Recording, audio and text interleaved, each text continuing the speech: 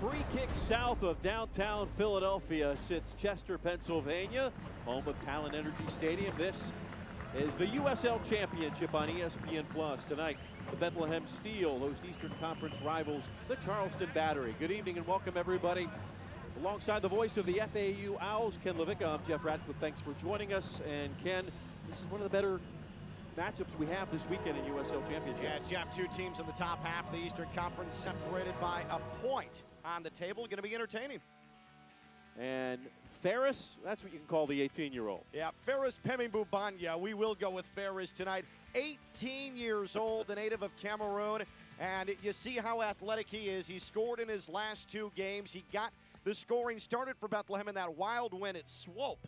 4-3 last time out. The Battery are unbeaten in 4. One of the big reasons, the 3 goals from Ian Svantessen.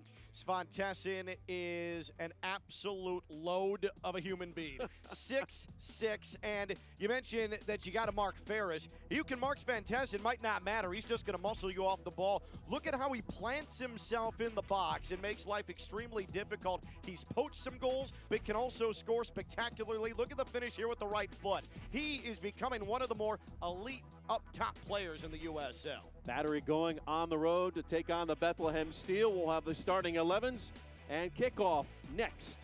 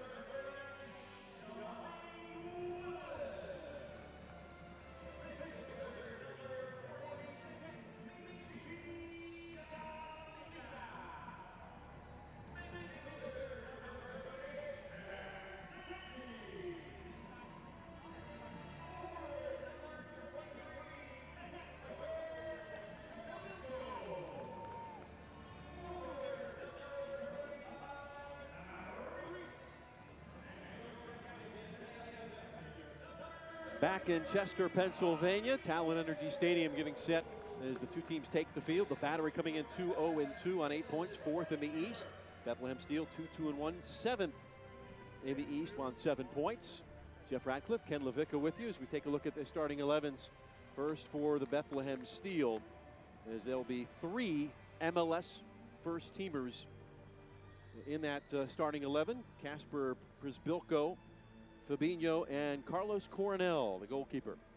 Yeah, Coronel getting some time here with the USL squad. And here's a look at this Bethlehem Steel starting 11. And up top, there is Ferris, and he has made things happen for Bethlehem the last 2 games. And you've got a very strong midfield. But also look at Przbilko. He broke his toe against Birmingham. He's taken some time off, and with him in the Bethlehem Steel lineup for this extremely young team, that certainly helps bring a little bit of experience and bring a little bit of more consistency than what perhaps they've wanted or Coach Burke has seen over the last few weeks. Well, there's certainly a youth versus experience dichotomy between these two teams. Also a 4-2-3-1 for Charleston. A lot of experience in there, especially at the back.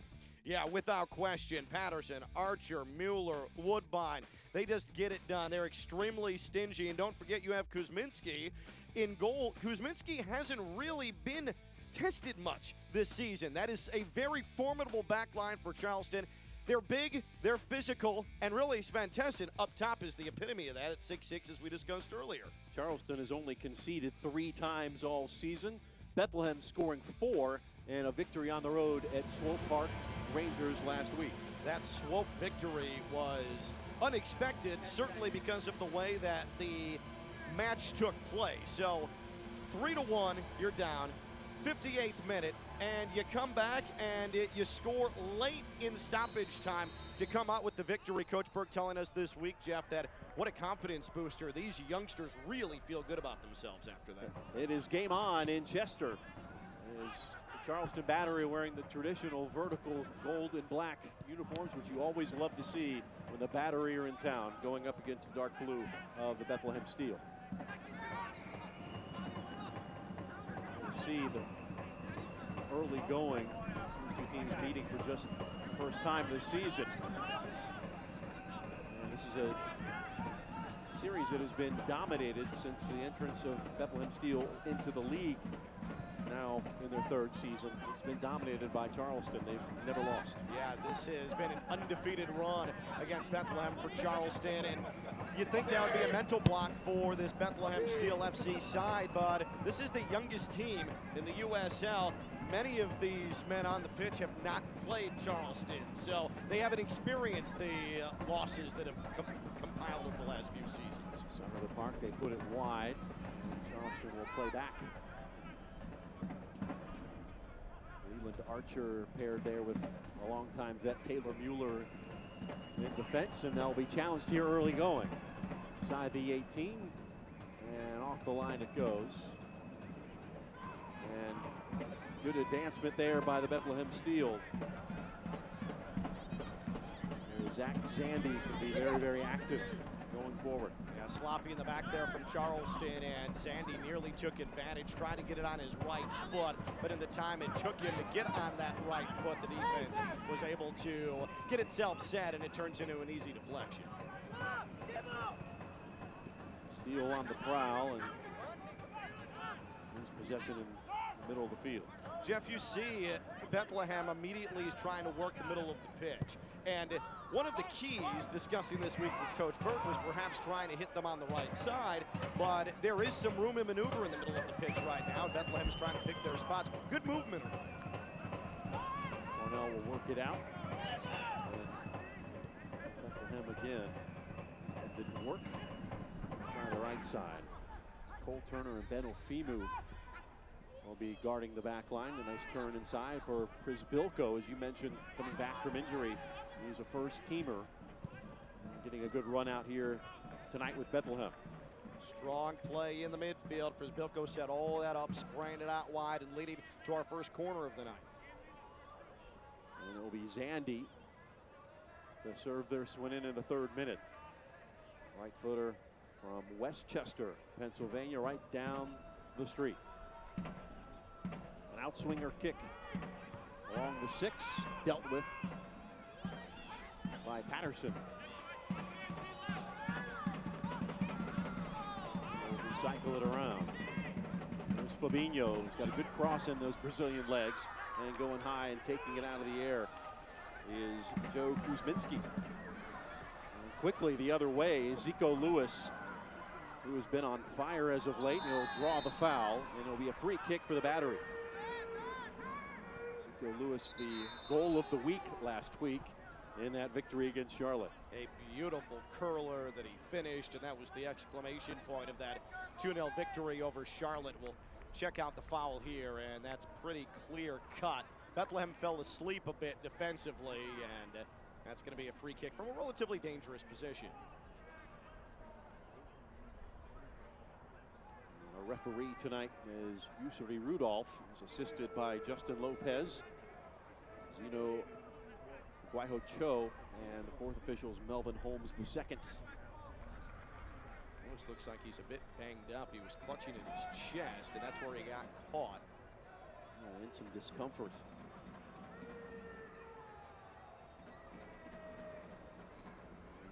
Waiting on the restart here.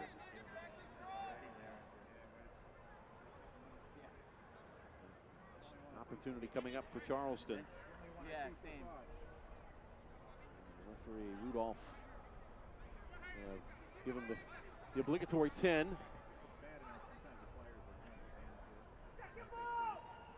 I'm expecting. Here the coaching staff yell, second ball, always vital.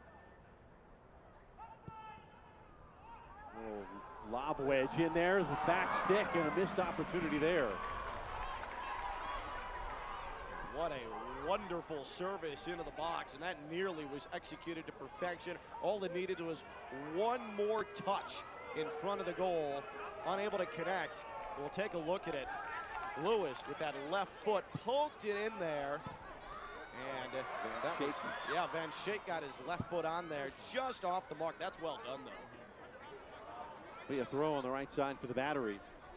Brian Woodbine, the Jamaican, who will be going up and down that right flank all evening. And will be venturing back right now, safely in the keeper's hands.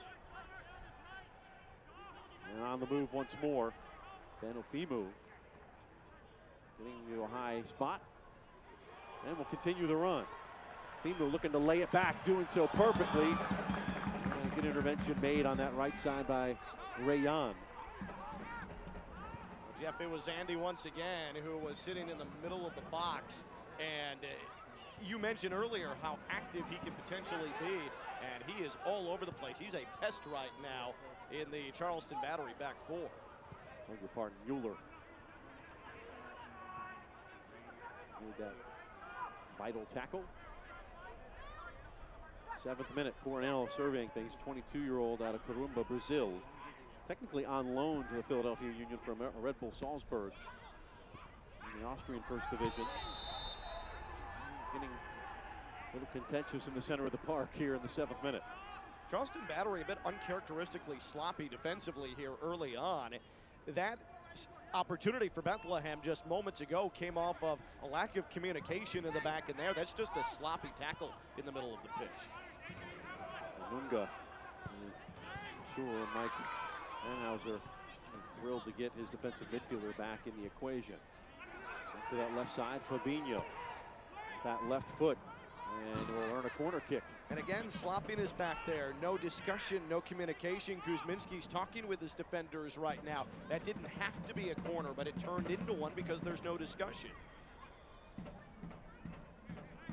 So another opportunity is Steele looking to knock on the door and break it down here in the early going 8th minute. Swinging kick coming, instead they'll play it short. Along with the 6, dealt with, and work from Fabinho. Get it out of trouble and recycle things. It is nice to have someone rock solid like Fabinho that can keep a ball in play in the attacking third.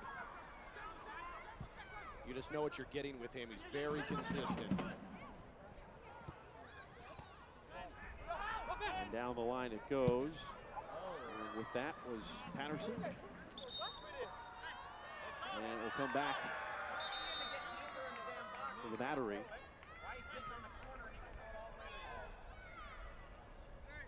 Bethlehem a bit more energy here at the onset, and there's Brendan Burke in his 4th season. He has been with Bethlehem the entire time they've been in the USL. And for him, he told us this week, hey, we're in the business of development. We've got the youngest team in the USL. We are chock full of teenagers and early 20s players, but he relishes the opportunity. He knows that that's what the expectation is, but he's also put together back-to-back postseasons with Bethlehem, despite the fact that it's really looked at as a developmental situation.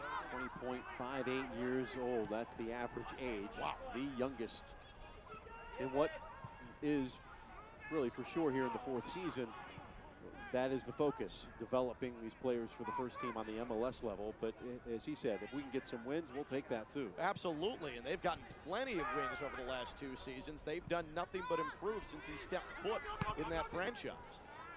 Woodbine crosses halfway. On the right side, Rosales will stay with the Battery. better from Charleston. Nice and easy and relaxed and able to piece some offense together. Goes over the line and in behind for a goal kick. There's Fabinho again using that bulky Brazilian frame to box his man out. He certainly is not the tallest player, but he's got that wide base, and he really can do it all from one end of the pitch to the other.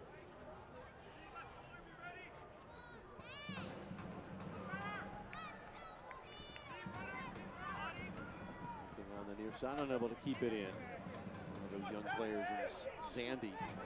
He's 22, also played collegiately at Villanova. And there's Mike Hanhauser, two-time Coach of the Year in USL. Matter of fact, a Hall of Famer, class of 2013. On his 15th season. Death taxes Mike Hanhauser in Charleston. Yeah, he is the certainty. Yeah, he is the constant in Charleston and in the USL. Just an absolute legend. And this is a league where sometimes continuity is certainly hard to come by for a variety of reasons, and what a treat it is to have someone who has been able to do it for as long as he has had and seen so much success with this Charleston franchise. Championship as a player in '96.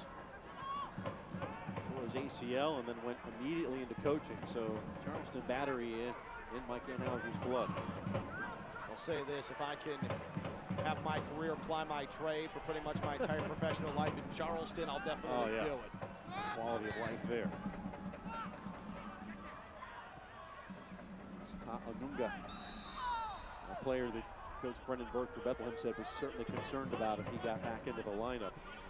Young Cameroonian, 22 years old. He will be all over the field, especially box to box.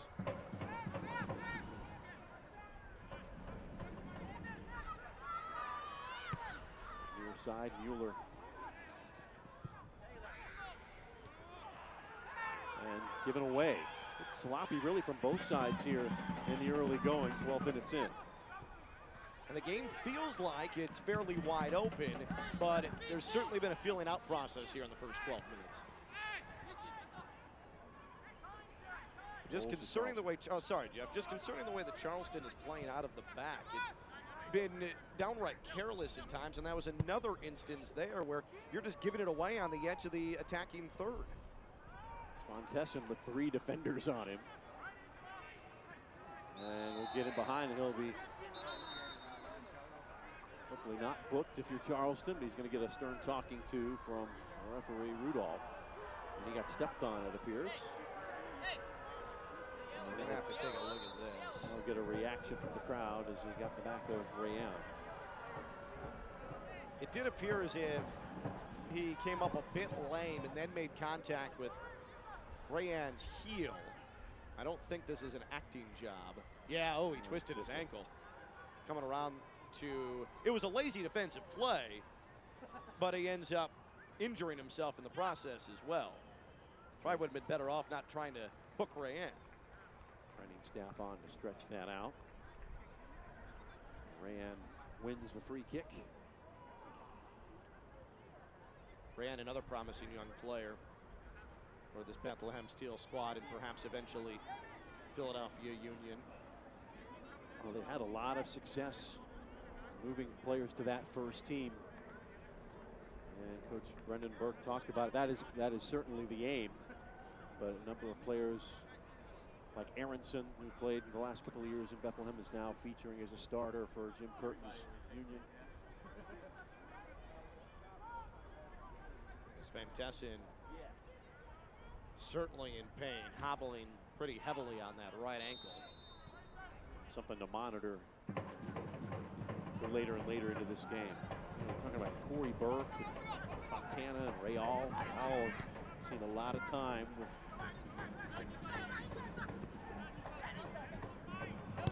Bethlehem Steel. Last year, Philadelphia and MLS had the youngest back line in the league, and see where they are now. They're above the playoff line in the Eastern Conference. Fabinho, like having a veteran here to help these guys out. Stays in. Charleston looking to take advantage. Anunga. To steady the ship. Giovanni Willis. And eventually the captain, James Chambers, sends it across. Trying to see if Sven Tessin has come back onto the pitch.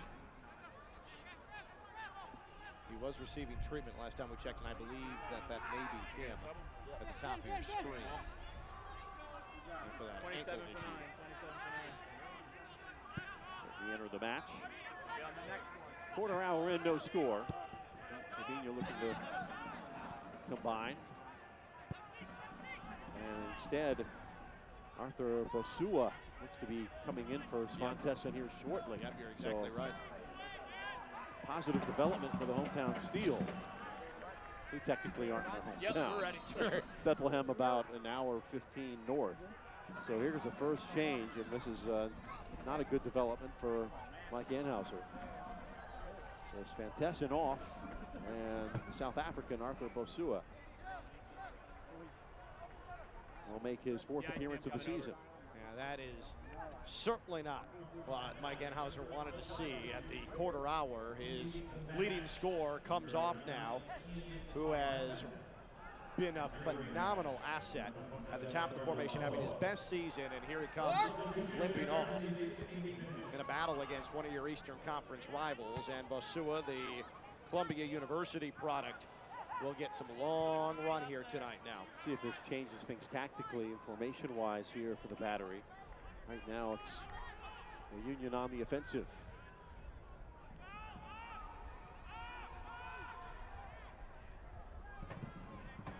One interrupted. The battle continues along the far side. Turner. And Turner said, "What, me?" No, we're in the throw. Oh, no, we don't. We will give it back. So Rayon Steele look to move the ball a little quicker here. Charleston bearing down. Good turn in the center of the park from Willis. Jamaican head up. Works it on that right side. And play the ball through. On the right flank. Diagonal in. To the line and out for a corner. A third corner now for Bethlehem, and we are in the 17th minute. I will say Charleston is allowing pressure and allowing Bethlehem to move the ball into the attacking third, but they've done a really nice job of keeping tabs on Ferris, who has no room to navigate. Bethlehem here in the early going, already out shooting Charleston. And falls to the backside. Willis, and it'll be a handball to bring it back out. The thing about Charleston, though, this is a veteran group, and you can have a sleepy open portion of the match, and you know at some point, because they're so consistent, and as you said in the pregame, Jeff, they have only allowed 3 goals against this season. You know they're going to be in the match. They're going to put themselves in a position to be competitive. So, yes, it's been an unfavorable first 18 minutes for Charleston, but it's very unlikely that it's going to continue like this because they'll tend to pull themselves together.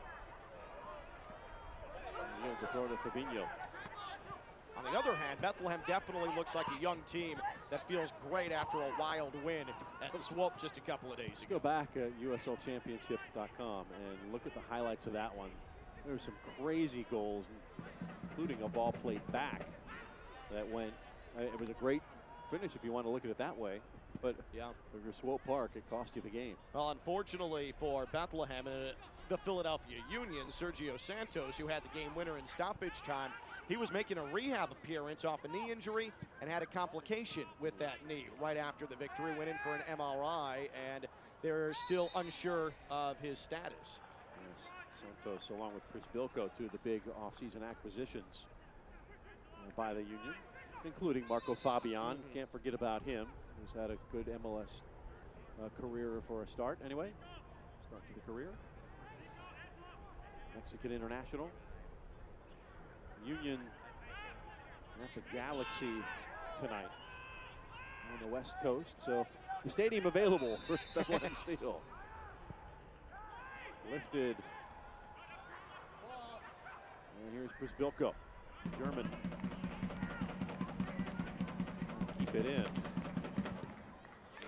it'll go off of Prisbilko for the throw in deep in their own half for the Charleston Battery. But there's that back line, and Anunga, so good for Charleston to be able to have him back, and he does expertly play that. You muscle Przybylko off the ball. Przybylko is not the smallest human being in the world, and you're able to earn possession for your team. That was nice and steady, but then more sloppy play in the back from Charleston. Again, Kuzminski pressed into service again. There's 20 minutes gone here, no score. Two Eastern Conference rivals expect to be above that playoff line most of the season. Both of these proud organizations. Yeah. Giovanni.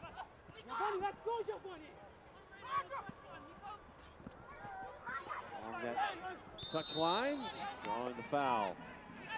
Good work for Nicholas Rittmeyer over Savannah, Georgia. Just too far from Charleston. Nope, that was just excellent too. You'd like to see Charleston sort of tilt the field their way a little bit here. It's been fairly one-sided. To Charleston's credit, there haven't been any very dangerous Bethlehem opportunities. They'll now have to adjust without their starting striker, who's went out of the game with a apparent ankle injury. Oh, nice play. Sent into the area. Good combination. Couldn't get the final ball as Przybylko was running into the area. Zandy a bit too much on it. He has really controlled the middle of the field as Bethlehem has been on the attack for the better part of the first 21 minutes of this one. Battery have something to say about it. And on the left, cutting it top of the box. Great opportunity here. And work to the right side with Woodbine, who does have a good cross in that right leg. Right to the penalty spot. Some contact, play on, says the referee. And now Chambers will put out the fire. That was single-handedly blown up by Fabinho. He did a remarkable job breaking up the momentum that Charlotte had. He was able to get a foot on the entry attempt from the top of the box and then eventually cleared the ball. Ferris, the one fouled.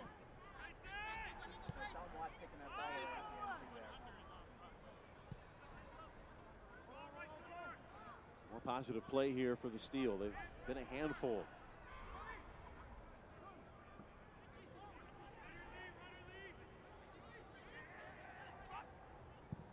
And a long switch of play. Fabinho pulls it down like an expert. Chambers continue to run off the pass. Bit of a dummy. Ferris to get on the end of it. Now the counter is on for the Battery. Into the right side, Zico Lewis. And the square ball didn't find its intended target. Bosua just did not have the speed to be able to create any distance. It was a great ball, a great entry feed, but Bosua just didn't have the legs. Sven Tessin in Bosua's defense, not the speediest of players, and would be unlikely to distance himself as well.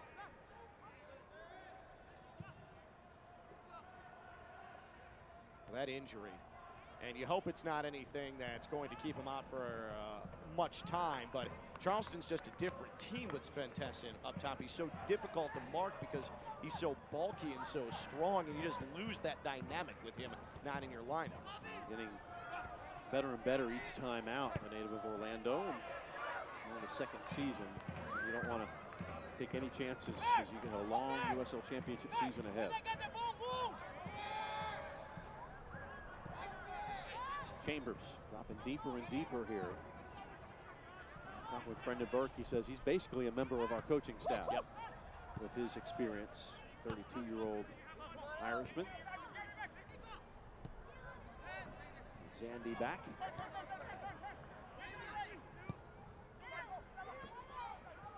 And the chase is on.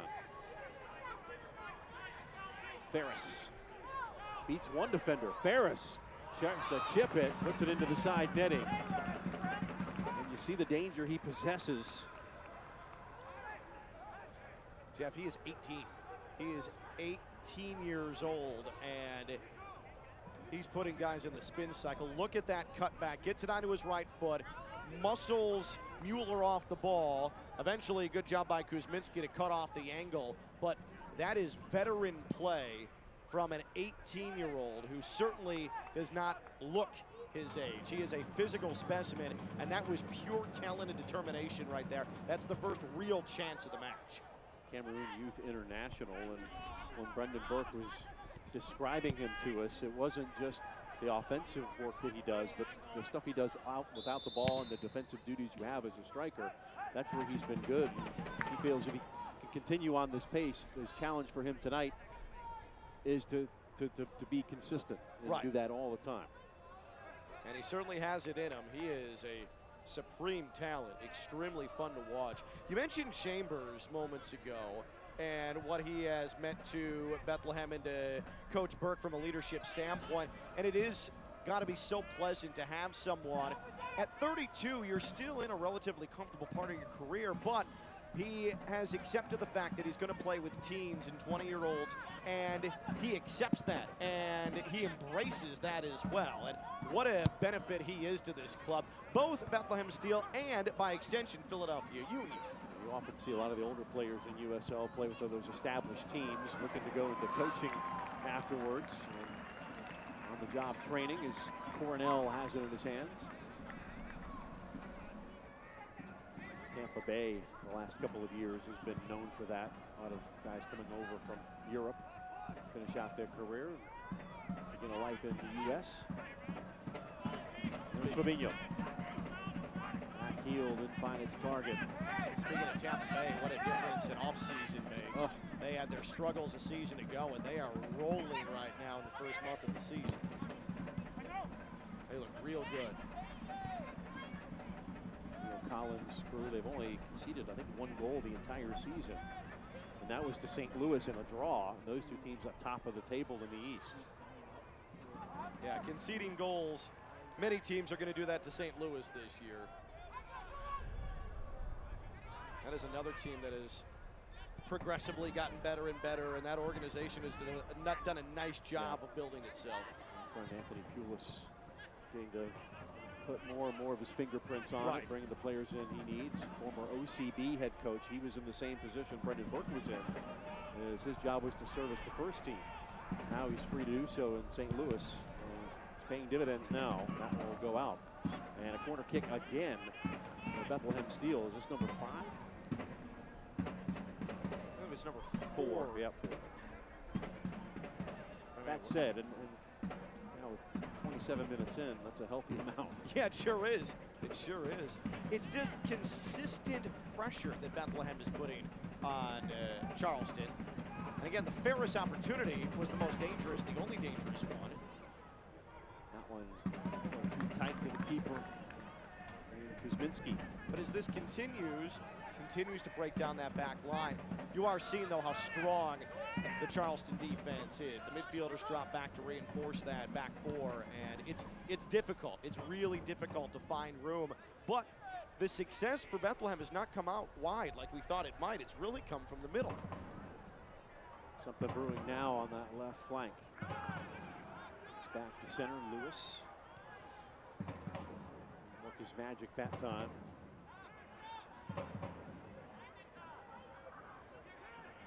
Inside. Good combination play. Onunga on the ball. He's able to go from distance, skirting along the ground, begging for some sort of a deflection. Didn't come. Charleston showing their frustration and their lack of patience offensively there. Bethlehem doing a nice job of not allowing the ball into the area, and Onunga having to settle for a very ambitious shot from about 22 yards or so, and that was not going to find the target with anything that was really going to make Coronel uncomfortable. That was a good job eventually by Bethlehem of getting the defense organized. Track back here, Leland Archer, who was on the USL Team of the Week. Trinidadian center back for Charleston. Good combination there on that right side, Woodbine. And again, neither team really able to produce the final ball as of yet. But some good buildups. Charleston certainly starting to find its legs a little bit in possession. They have controlled possession now for about the last 3.5 minutes, and this is a little bit more like it for Mike Anhouse. And you go on the road in USL Championship, different size fields, different environments. Sometimes it takes a little bit to just kind of get the game flow the way you want. Sure. Measure things up the way you need to. As Mueller, longtime Battery man, now in his 8th season, has found a great home in Charleston. And Basua didn't do much with that one.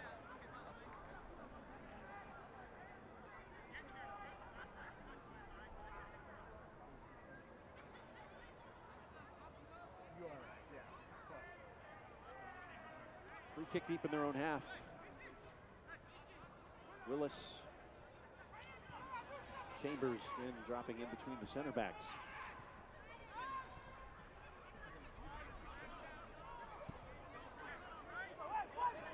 And a lot of space to operate here on the left. Fabinho will take it from Turner. Ofimu.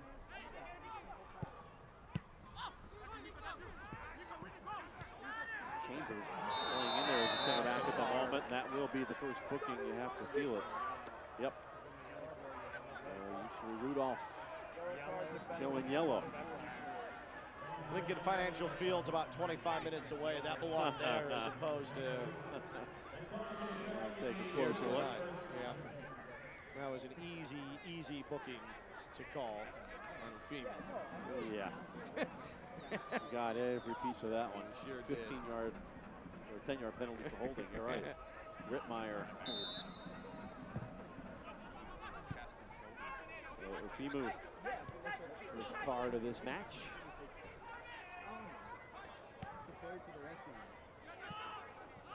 His first yellow of the season, in fact. And you bring up a good point. The Battery have certainly grown into this game. Half hour in. You know what I appreciate about this game, too, especially early in a year, it's easy to just depend on long balls to get your offense going. Both teams are trying to build from the back, and that's encouraging to see, especially at this juncture of the campaign. Woodbine. And Fabinho does what he does. And Fabinho's making an early play for man of the match. He has done it all offensively and especially with some physical defense. Minga going mano y mano. Sandy.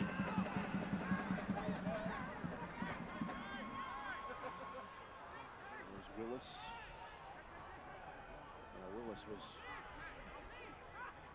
breaking out of the gates there once he won the ball. Woodbine.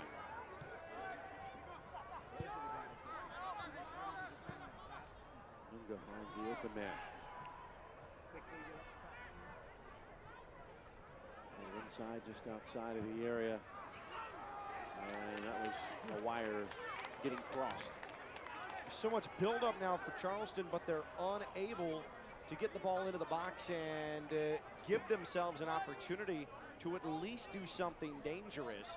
Bethlehem's done a nice job of sealing things off, but I also don't see anyone making a run. And you spray to the outside, and it's off the mark. Someone needs to start making a run and trying to penetrate that back line. Headed in the air, 50-50. Knocked forward, coming back for it is Basua. Charleston is seeing the results of not having Sven Tessin after he went off with that ankle injury, because you could also put it over the top. He's got that 6'6" size. You're having to rely on playing it through as opposed to a potential aerial attack, and it changes the game plan and the approach a little bit. And you still have Zico Lewis out there. USO goal of the week. A free kick against Charlotte. A couple of stunners this year so far. Yeah. Fabinho.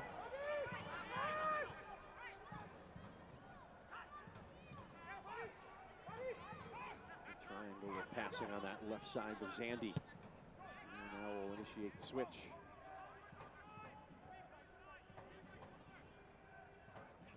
Turner kept it going. Dropping out. Here's Ofimu. And carrying a yellow. And play on. So Charleston on the move after the 50-50 win in the circle. Running full head of steam. Cross to that back area, looking for Bosua. And does not possess the same size. He's 6'3", still a big dude, but not Svanteson size. And that's Zandy, who came up lame with that right calf he started grabbing for. And he went up high and came down hard. Yeah. I do think there was contact. I'm not sure this was a non-contact injury.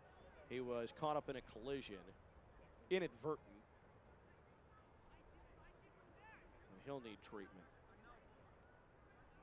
Zandy started every single game for Bethlehem Steel so far this season. So a valuable player for Brendan Burke. Yeah, he took a knee right to the right to the calf.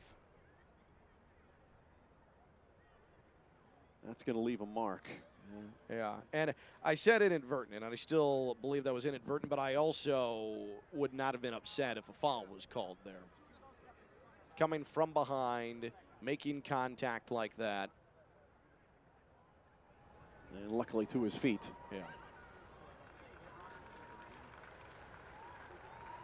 So Zandy, worse for wear.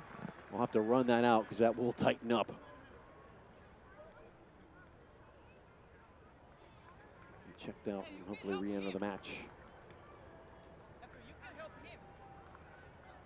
No score. Right now shots 4-2 in favor of Bethlehem. Just shade under 10 minutes from halftime. Zandy being banged up, a chance to put a little bit of a lull in play, and that probably ends up being a little bit of a beneficial thing for Bethlehem Steel to get legs under them again. The field has shifted towards the Bethlehem goal. Charleston's begun to become more organized offensively, and so a little bit of time to go over things tactically and also rest up a bit. Obviously, that outside being Zandy, one of your top players, is in pain. Cornell making his third start tonight between the pipes. And held up by Ferris. And he can't contain it.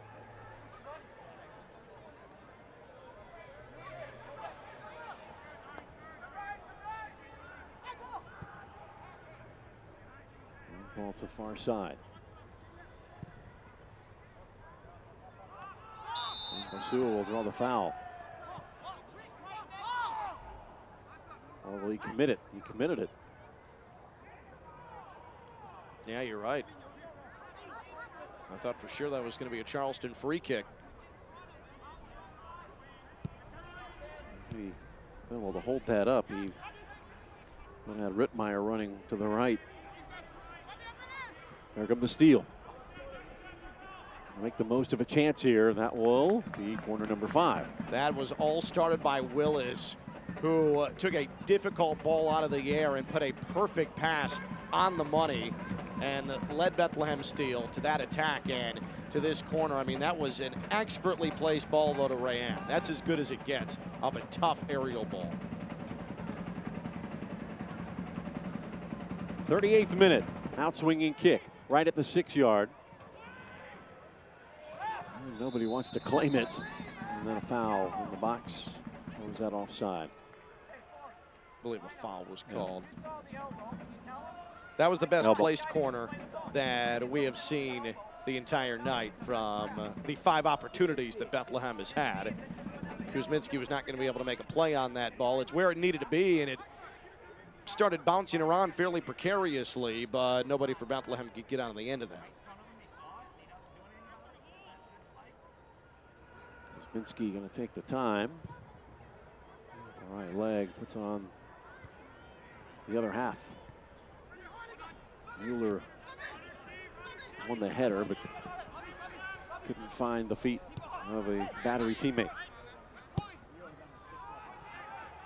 Turner. And Zandy has re-entered.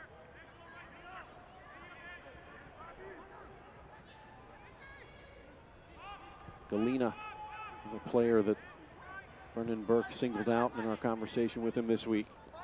Ooh, Chambers, no call. fired up Yeah, after he's that not as happy well. about it, yeah. Have to come back and defend on the right side with Rittmeyer. Lewis, we need to get him on track. He's not really been in the attacking half much, and coming back further and further to get the ball. Osua. Will be a throw in the other way, no call. He's had a rough go of it as Basua off the bench, replacing Sventessa, and he's had a tough time getting himself into the flow of this match. It's back Fabinho.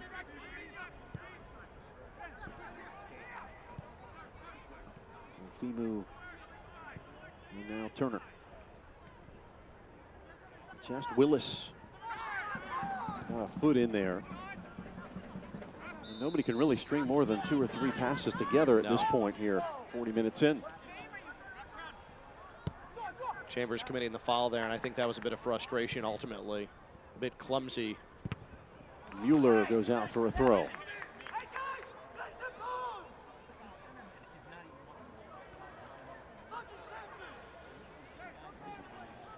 Woodbine.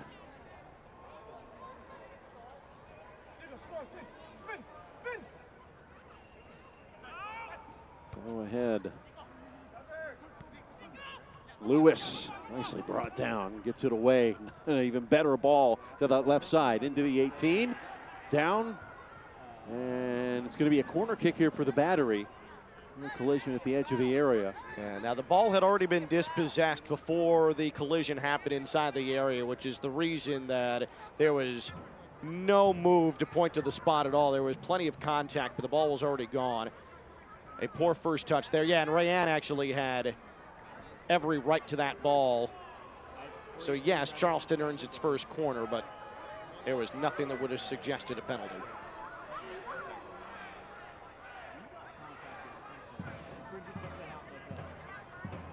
Will this be the moment for Charleston? Do we have a breakthrough in this game? Deadlock 0-0. Expect the outswinger.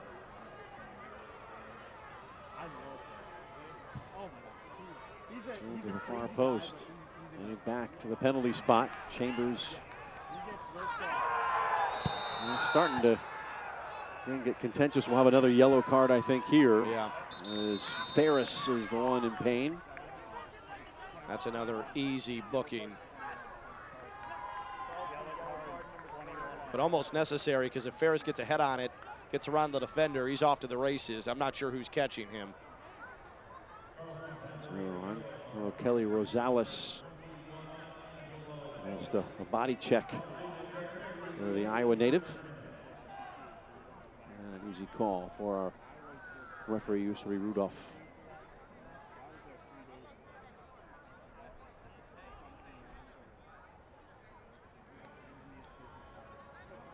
So a yellow per side.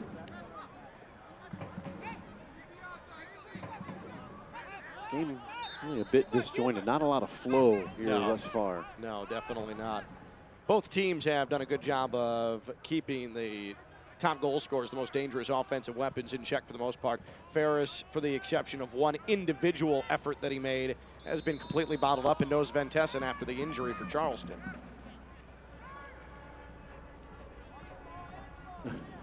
That's Kelly Rosales. It's like, hey, you just got a yellow for something about the same, right? Work for Willis. 6'2". Has had a good game in the center of the park. Covering a lot of ground. Kind of like a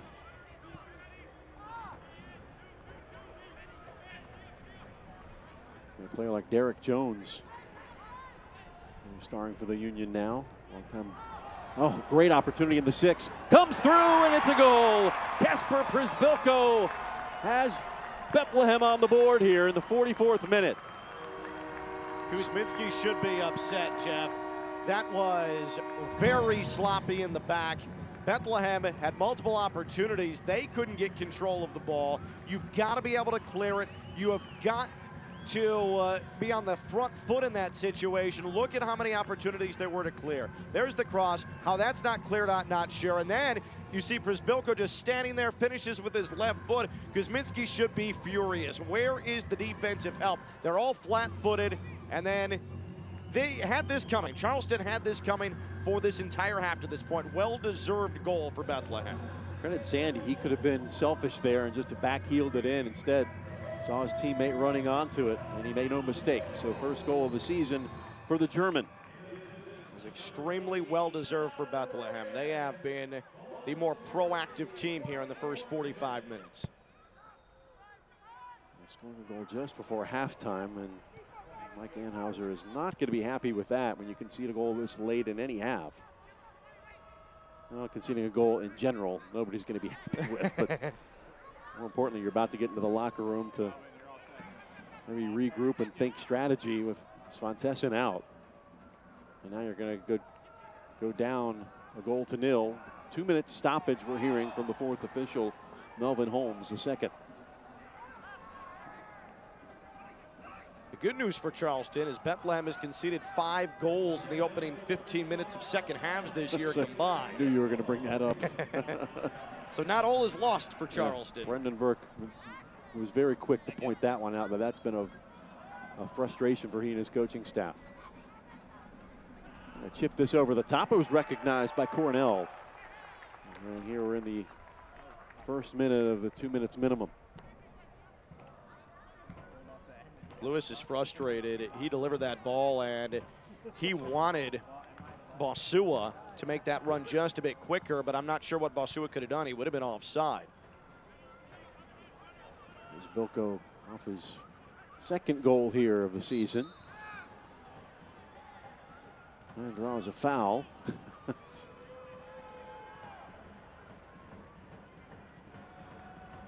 trying to give Bethlehem a chance to have the last kick of this half. And he'll have to be checked out. Ming just came back from injury. So of concern to Brendan Burke and Jim Curtin. Back up. You don't like the fact he's grabbing at that toe, though. That was his injury, the broken toe that he suffered in the opener against Birmingham.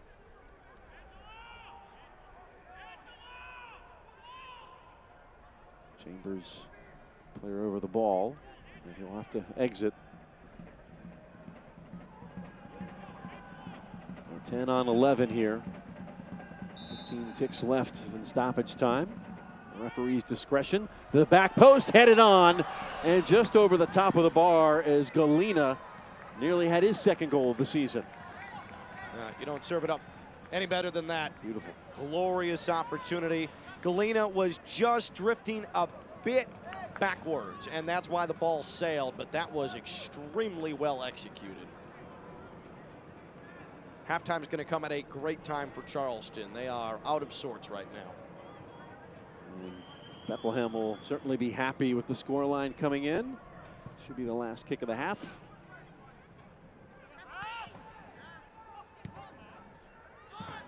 We'll let this play, though.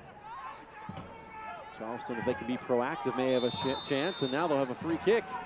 They may have the final kick of the half. You're right.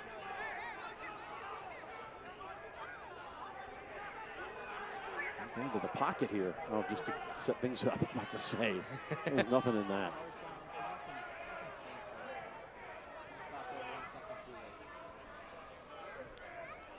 It'll be either Zico Lewis or Brian Woodbine. I say Lewis all day here. Left-footed, send it to that back post. Maybe you get it in, or just get a flick header and you level things. Leave it for Woodbine. Out swinger.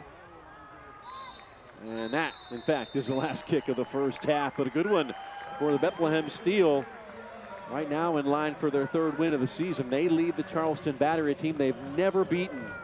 1-0 here at the half. And the scoreline is correct based on what we saw in the opening 46 minutes. The team that has been more on the front foot, more proactive, is on top. We'll go to halftime. Our halftime show coming up next here on ESPN+.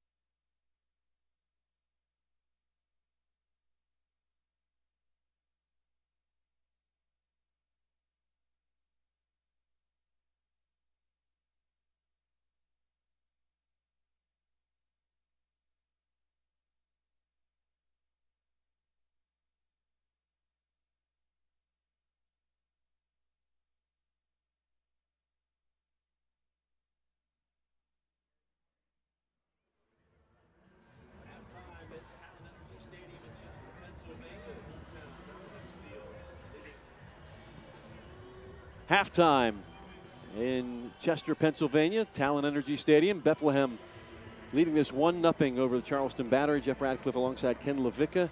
What do you make of it? Well, the scoreline is a product of consistent pressure from Bethlehem. They have continued to push and push and push. The goal from Przbilko wasn't pretty, but it also was continued effort. There were 3 touches in the box from Bethlehem, finally finished off, and that really was a microcosm of the entire first 45. We'll be right back.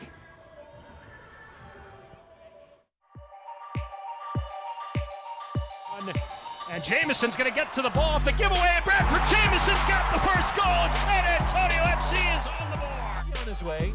Here's Ryan Sierakowski in the penalty area. Sierakowski! Oh! Weaving it forward. Oh, Luke got a piece of that to Rob Dos Santos. Plata. He'll take a shot. And a goal! Joao Plata! Leo's ball. Nice curl. This time headed for the goal! This afternoon's match, a good ball into Lewis. What a strike! Zico Lewis. Nice 1-2 there. Here comes that scissors kick, and Isaac was alive to it. Long range shot, curling, and it's in the back of the net. And it's going to be Lewis. He just takes the strike. And Brandon Miller manages to get just a hair on it. Austin Bold strikes first. Good ball in, John diving header. He's going to give it a crack, deflected away by Huntley lets it fly, and Juan punches it away. And it is a goal. Fleming's in for JJ.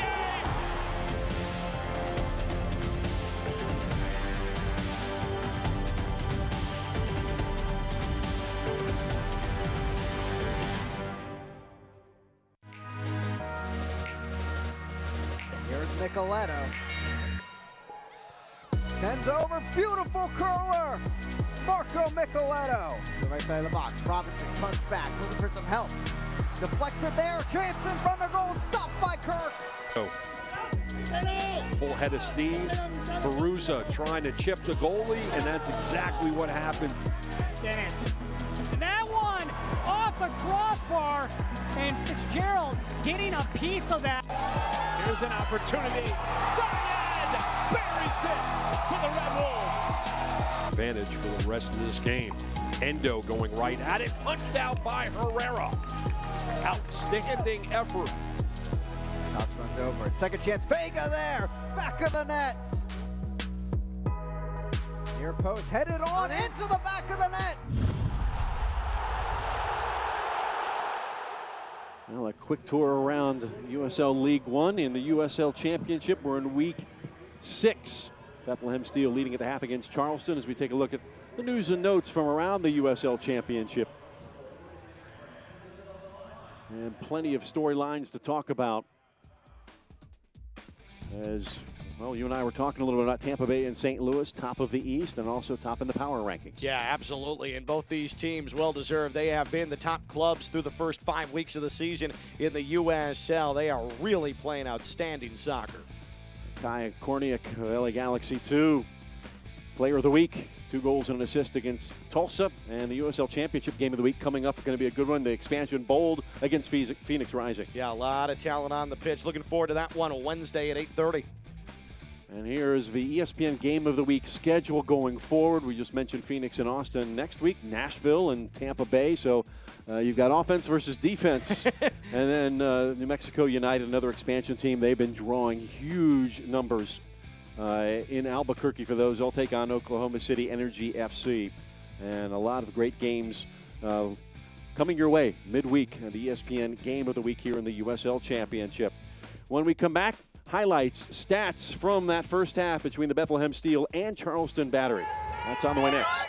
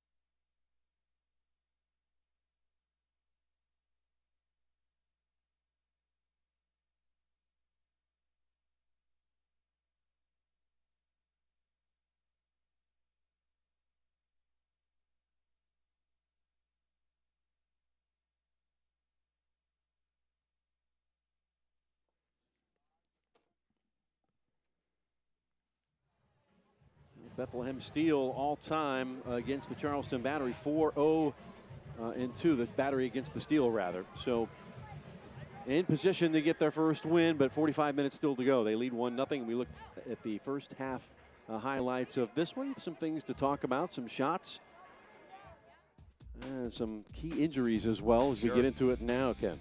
Yeah, so Bethlehem started this game strong, attacking goal, but it was this opportunity for Charleston in the opening 15 minutes that could have possibly gotten them going. This was their most encouraging effort, but that was really a microcosm, a bit of what Charleston was doing in the first half, and that was Fentessin. Some lazy defending. He came around and ended up twisting his ankle trying to come around Rayan, and he immediately came off the pitch. He's replaced, and it's really changed the dynamic of the Charleston offense. Yeah, your leading scorer coming off with 3 goals, leading shot man of 15. And certainly of concern to Mike Anhauser going forward. Look at this effort from Ferris right here. Around his man, got in deep, and a good challenge from Kuzminski, but there you see the promise of the 18-year-old. All individual effort. Look at that play back. He beats his man with the body and ends up unable to finish, but he has highlight reel written all over him. Rayan. And you look at this. This leads to the goal. Potential back heel there, eventually falls to the left foot of Prisbilko, and that is pure effort. 1 touch, 2 touch, 3 touches, 4. Nobody can clear it. 4th touch in the back of the net, as easy as it gets through traffic. 1-0, deserved 1-0 lead right now for Bethlehem Steel. A very good team goal, working the ball around. And Charleston trailing. Take a look at the stats as of halftime. And there's not been many shots on target right there. 7 of them for Bethlehem Steel. The goal, yeah, the one that you counts. saw it. And what you don't see there is fouls. There's been 17 of them in this game, which is a bit much. Yeah, there are. I don't know if I would question the fouls. I think that they certainly were deserved, but it also lends to how clunky at times, lack of flow, I agree. the first half was, and it leaves the referee in a tough spot. Well, after this, Bethlehem have 2 of the next 3 away. They're at Charlotte. And come back to take on Indy 11. That's on the 20th. That's a day that they're going to have a doubleheader with the Philadelphia Union on that match. And then at Loudoun, the expansion team, and home to play Atlanta and Ottawa. Charleston Battery hoping to avoid their first defeat of this 2019 season. And coming up for them, home games in 3 of the next 4. Nashville on the docket next. And then they're at Memphis, home to Pittsburgh, St. Louis, and then at Indy. It's going to be a good one against St. Louis. There certainly are opportunities to pick up some victories for both clubs in the next 5. Still early going here. Just week 6 of the USL Championship season. But right now, still 45 to play here tonight. As points on the line. And a lot of fans traveling up from Charleston, going up I-95. And enjoying the nice weather, really, tonight. Yeah. Crisp and cool, but good. Now they need to see a goal for their team. As Bethlehem in the ascendancy, 1-0.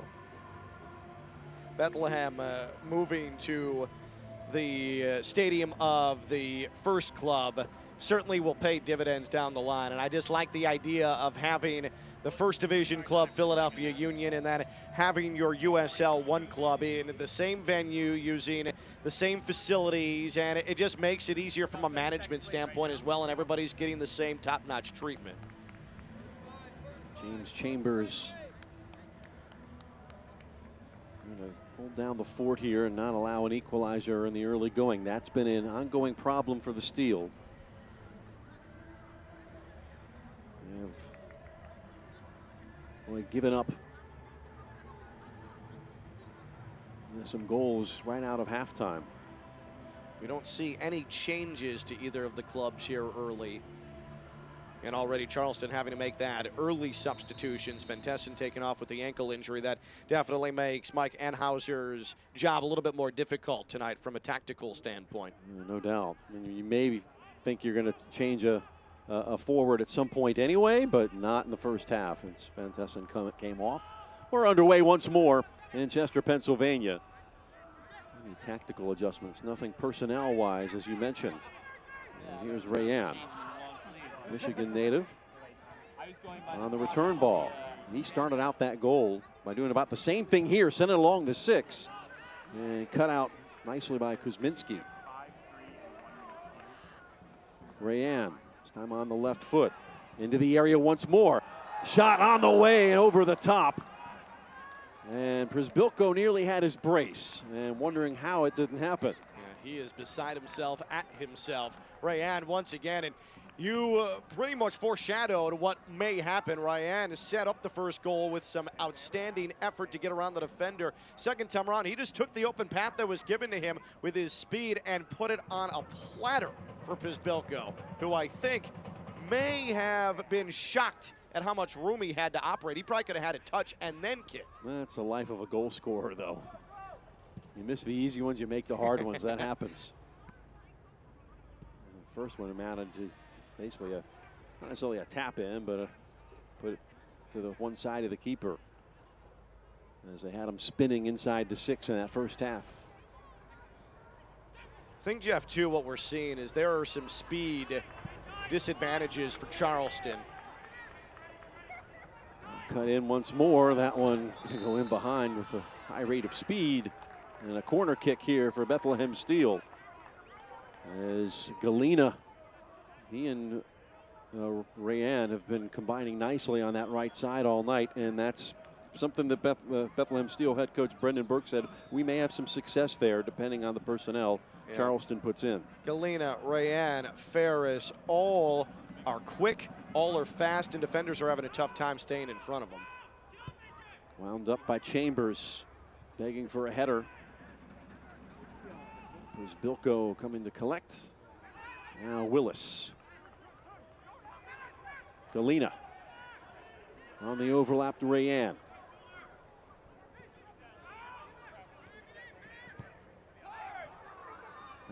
Rayanne curls it back. Going to deliver, but nobody home on the back stick. He was hoping Przybylko was going to be at the back post, and Przybylko was flat-footed and just watching the ball sail across the end line. Might have needed a 40-inch vertical, too, to make that happen.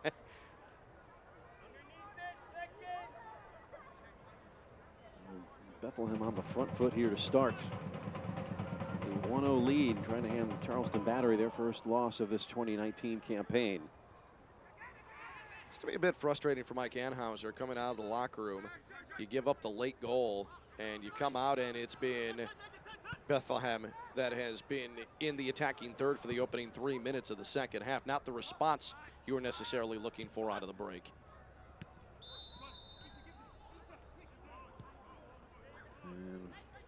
And offside.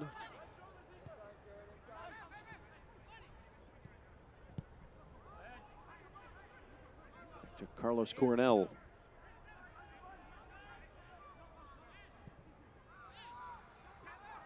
50-50 upcoming. Flick header. And nothing comes of it. Once again, Ferris marked really well. One of the things Charleston has done well tonight is, for the exception of the one individual play, Ferris has not been able to do anything. Nunga earns the free kick. 4 minutes into this second half, so glad to have you along. Jeff Radcliffe, Ken Levicka, and our Vista and ESPN Plus crew. So we got a handball at the top of the box. Again, the game just continues to be herky-jerky. Yeah, a lot of stoppages. Sure does. What was it, 17 fouls in the opening half? Usually you see about 24 to 27 and that for a game. Yeah. Willis looks like he suffered a little bit of an ankle knock. Brendan Burke was very complimentary of Willis when we talked with him earlier this week. Willis, not the most athletic player, but he's big and physical and smart. Very young player, but Burke really likes what he's seen early on from Willis. Technically on loan from Portmore United in his native Jamaica. There's foul number 19 tonight. But again, I don't think this is over-refereeing by any stretch. I think that we have just seen some clumsy challenges for a good portion of the night. On the restart, Galena. And turned over. Battery with an opportunity. Bosua out on an island. And now finds the help. Knocked down into the area. Cornell came out to deny it. Nice little run. Comes up short. Bosua has struggled all night, first touch especially. Now he is in the role of deliverer, and this was an outstanding ball. Look at this from the left side, right on the mark. Good first touch. The second touch is ultimately what failed Rittmeyer. I thought that Cornell was going to come out and challenge this a bit earlier and almost put himself in a tough spot. One more touch potentially, and that's underneath him. Cornell got away with it. Does yield a corner kick. Rittmeyer's second touch was off the knee. And a swing and a miss. Here come the steal one more time with Ferris on his right foot. Ferris to his left. Will send it across, and good defending by Charleston Battery as they got the numbers back in time. Archer did well not to panic with the much quicker Ferris coming at him. Stayed in a defensive position and eventually cut off the angle to the goal. That is top-notch textbook defending on a run-out.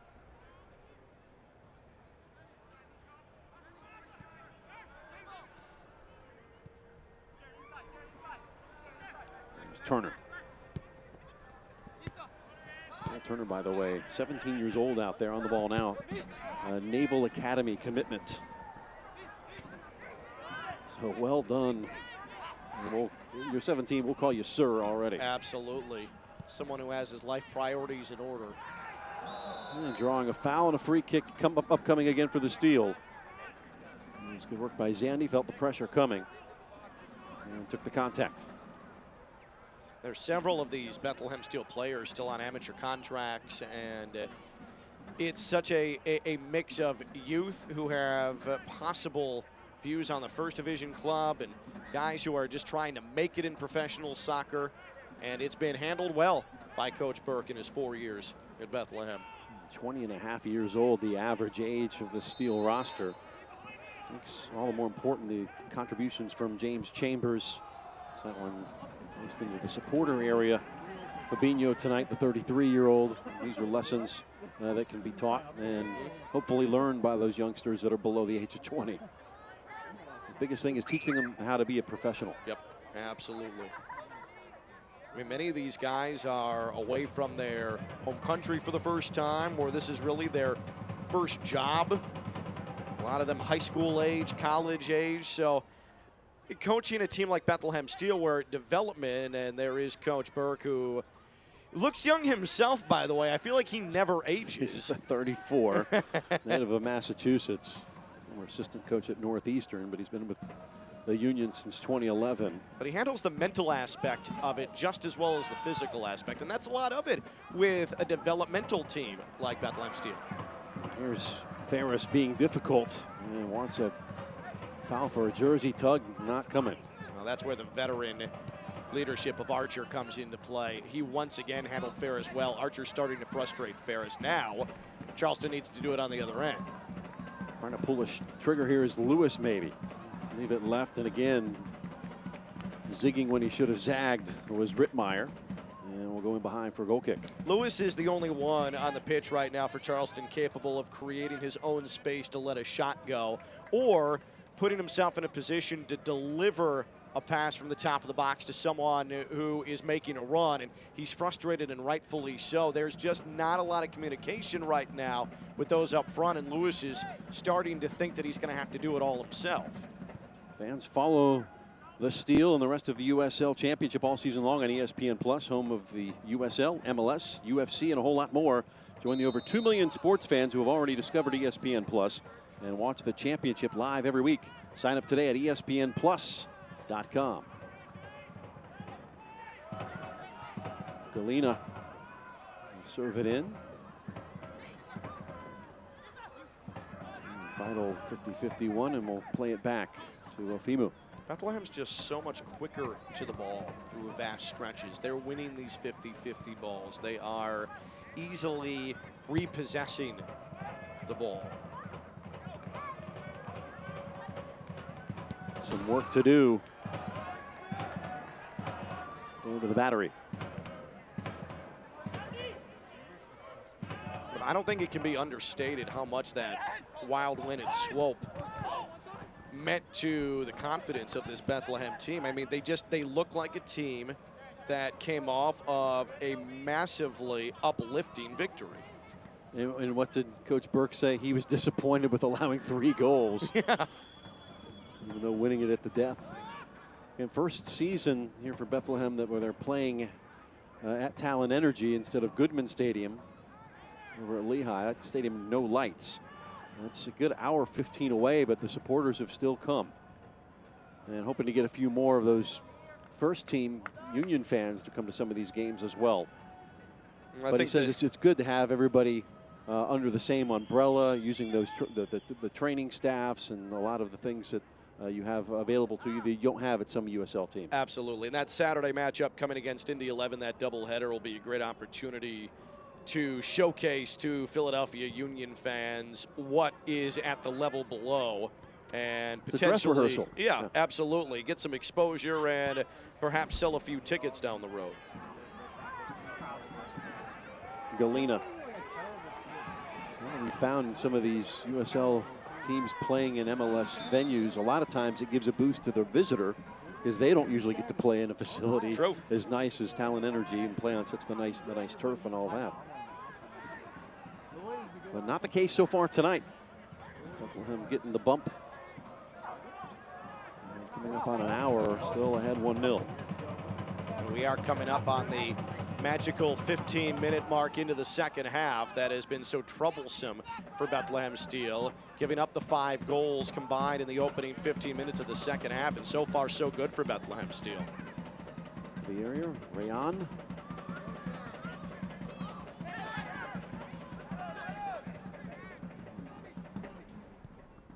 Battery will make the switch.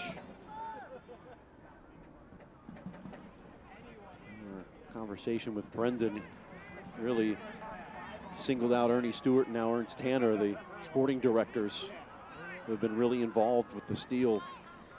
In addition to their responsibilities with the first team, they don't miss games. Even when they had to drive the hour 15 up to Goodman. And you and I were talking offline. Bethlehem Steel taking advantage and also helping that first team. Philadelphia Union knowing for having one of the best academy programs in the league. Now we've got a collision and we'll need to bring the trainers out. Speaking of the developmental program, Derek Jones, the first Philadelphia Union player to get to the First Division club from the developmental portion of the franchise. He has been a little bit banged up and has not seen action in the last few for either the Union or Bethlehem Steel, and that started to raise some eyebrows and some questions were asked because the franchise was a bit silent about his status, but it was revealed he does have a bit of an ankle knock, and it's hopeful that he'll be back soon. But if he's right, he is such an asset to both Bethlehem Steel and to Philadelphia Union if he can crack that rotation. And we haven't talked much about Brendan Aronson and Corey Burke, who had 10 MLS goals last year. He's a guy who played for Bethlehem for a couple of seasons and is really coming into his own as a striker at the MLS level. Same with Aronson, just 18 years old and in the first team a lot now. Fabinho up off the mat wearing the captain's armband tonight.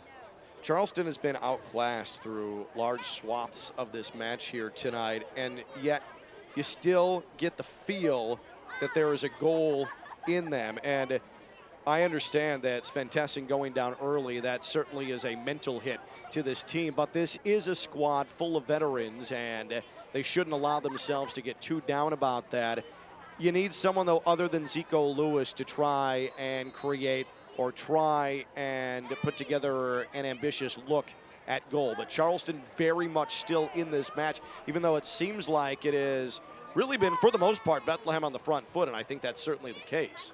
We've played an hour at Talon Energy Stadium, and that's significant because Bethlehem Steel have yet to concede a goal past the 60th minute this season. Yes. All their issues have been in the opening quarter of the hour. So they've gotten past their troublesome point, and now where they've really settled in, we've arrived there. Teaching players how to see games out, see results out. And we'll have their work cut out for them here this next half hour. Played square. Rayon crosses halfway. Head up trying to pick out a pass. Right side Galena, those two combining all night. On a diagonal, snuffed out. Back to Galena. Now Willis. That one on target, but right at the keeper, Kuzminski. It's one of those, if you're a Charleston fan, you don't mind him winding up from out there, but as soon as it takes a deflection, your stomach is in your throat initially. You never know what's going to happen taking a weird carom. Game's starting to open up a bit here. Here's Van Schaik to the top of the 18. Van Schaik on his left. There's Kelly. Nothing doing. And corner kick. The spacing just not there for Charleston. Too much in close passing. And it's on the mark, and it's helping to develop the opportunity. But once you get at the top of the area, you need someone to potentially spread it out wide to open up that Bethlehem defense. Bethlehem has succeeded because the defense has allowed itself to continue to be bunched in all night long, which is why Cornell really hasn't faced much action. Opportunity here, perhaps equalized for the Battery. Lewis, left foot. Got a one-touch opportunity from Kelly at the top of the 18. Too many blue jerseys to get that one through. But hit it low and hard. Sometimes good things happen. Yeah, that was the right idea. That was a really nice attempt, and there's an easy foul to call. Push off by Galena. And Chambers trying to make his case. On his 4th season, James Chambers, 84 appearances, 13 goals coming into tonight after playing most of his career in Ireland in his native land. In swinger. Right at the line and right at the keeper, Cornell. Trying to put that into that corridor of indecision between the 6 and the penalty spot. Right idea, just pushed it a bit too far to where Cornell was able to come up and make that catch. That corner before, there was some heat on that, and that was a great job by Kelly of getting as much foot on it as he did. And if it gets past that final defender, and that came well into the 6-yard box, it's potential problems, and we may be equalized. That was well executed by Charleston. Mueller releases it long. Rittmeyer couldn't track it.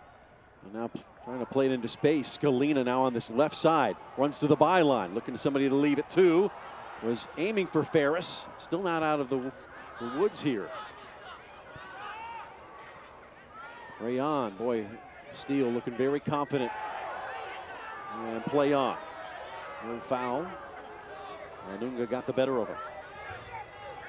Fortunate there for Charleston. Defenders getting turned around. The speed really showing up for Bethlehem, but they stood strong. And now potential long ball situation. Basua trying to hold it up. Gets the runner off though. Chance on the way, parried away by the keeper, Cornell. Head down, off target. Look at this layoff here from Basua. Absolutely the right play. And Van Schaik just could not get an aim at the corner and send it right at Coronel instead. But that was a really, really good development. And that was actually Rittmeyer who delivered that ball. The layoff there. I was wondering if he was going to see Van Schaik. He absolutely did. Put it right on his foot, but unfortunately, a good job by Cornell to make sure that he played that angle extremely well, and that ended up being a pretty pedestrian save. Turned over. Steele on the move. Galena takes it towards the corner. Numbers coming up in support. One-on-one against A.J. Patterson. But Jeff, you see that Bethlehem is spreading the ball out, spreading the defense and that's creating these opportunities. Meanwhile, Charleston all night long, everything's been in the middle, in the middle, in the middle. Bethlehem's able to stay bunched up, and that's why there hasn't been much flow to the Charleston offense, and it continues on here in the 66th minute. Oh, Ferris. Rittmeyer down in the box, and a penalty's been awarded to the Steel. Had to point to the spot there. The defender badly beaten, a takedown from the backside, and that's going to be called every single time. What an opening touch from Zandy. Zandy, yep. Oh, was that magnificent and a well-earned penalty. Zandy got to the ball first. Yeah. So Zandy earns the penalty.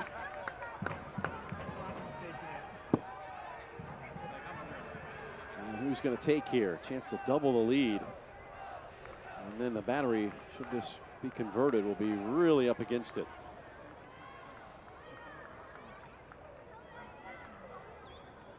It'll be Fabinho.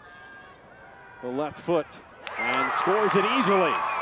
Fabinho's first USL goal of the season, and it's 2-0 to the good for the Bethlehem Steel.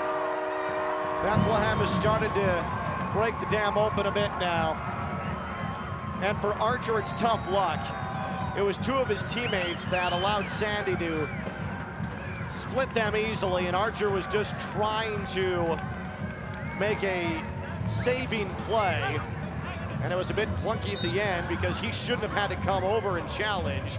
And the veteran leadership of Fabinho, nice and easy, left foot, finds the corner. No one in the USL is saving that penalty. 2-0 Bethlehem, and they have really taken command of this game. They're owning possession right now. They're doing whatever they want. Their spacing is impeccable, and they look like they're in line unless something shocking happens to spur Charleston, picking up the first win over Charleston in franchise history. Battery were already chasing the game, and they're going to have to come out a little bit out of the shell and take some chances. And I would think that we're going to start seeing some movement and a substitution here in the next 5-6 minutes or so. Lewis has been contained so far tonight. And we'll have a free kick. Zandy up after earning that penalty.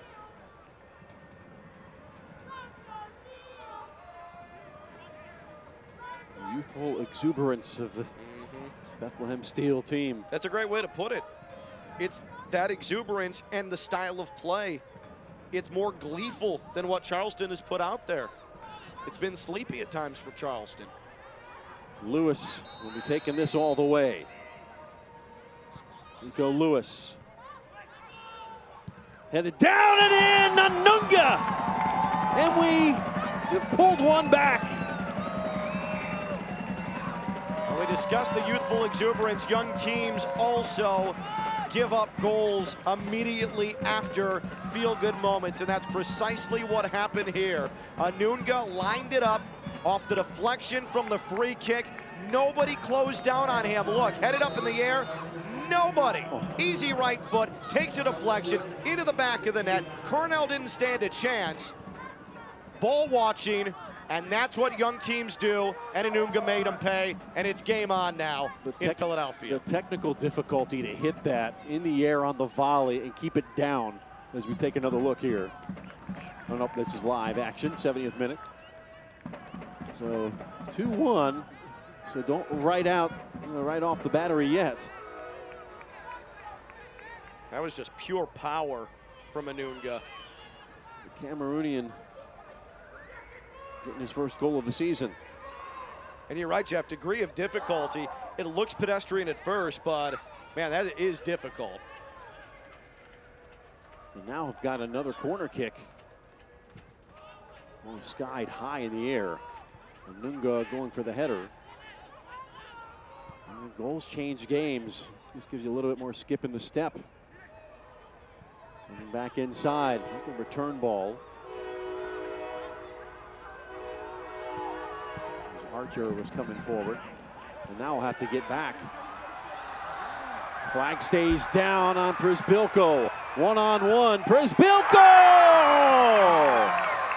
has his second. And a flurry of goals in Chester, Pennsylvania tonight.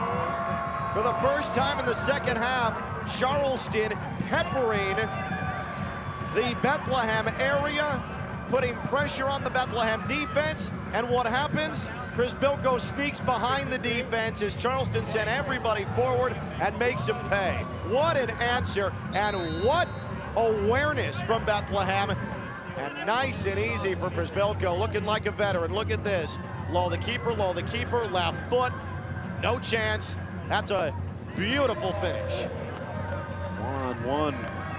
And you just said, you always tend to give up goals after you score, and then it happened the other way. Yep, sure did. And we will see a change here for Bethlehem.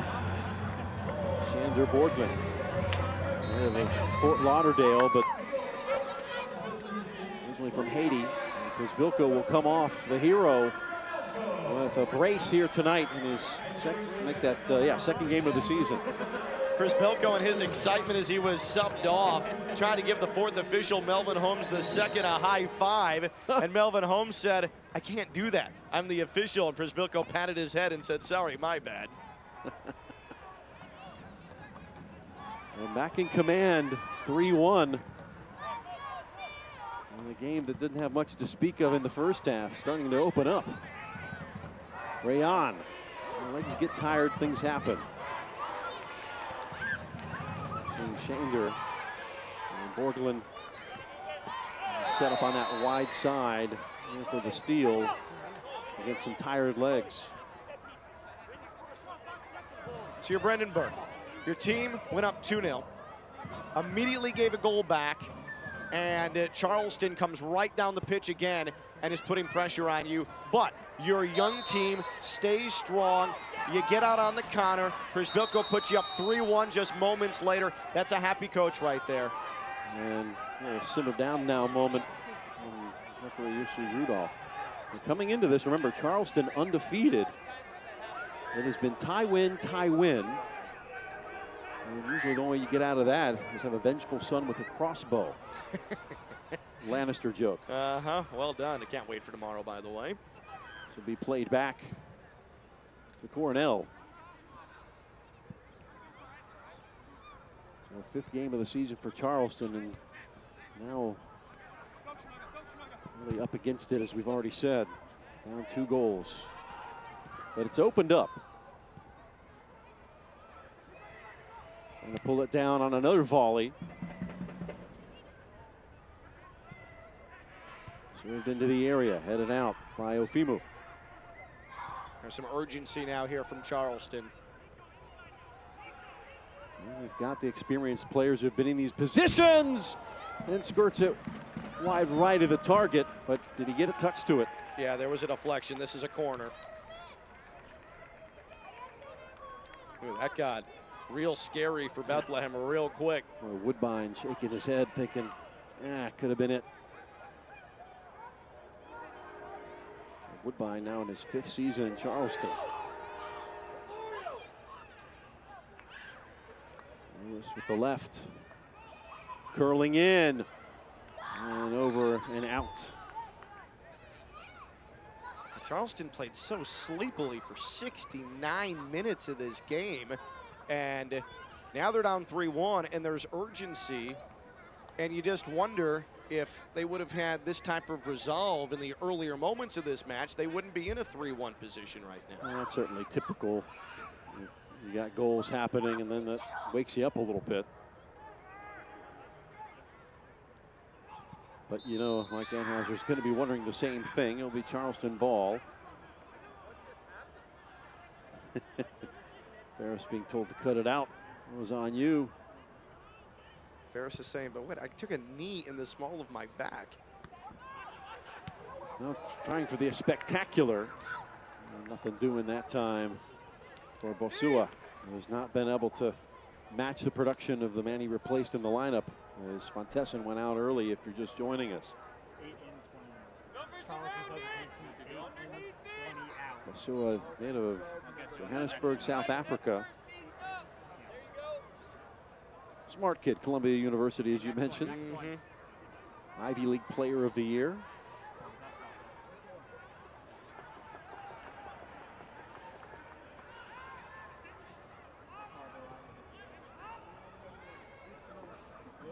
Bethlehem, you got a 2-goal advantage. You're going to be content to possess, widen things out, and switch it from the back.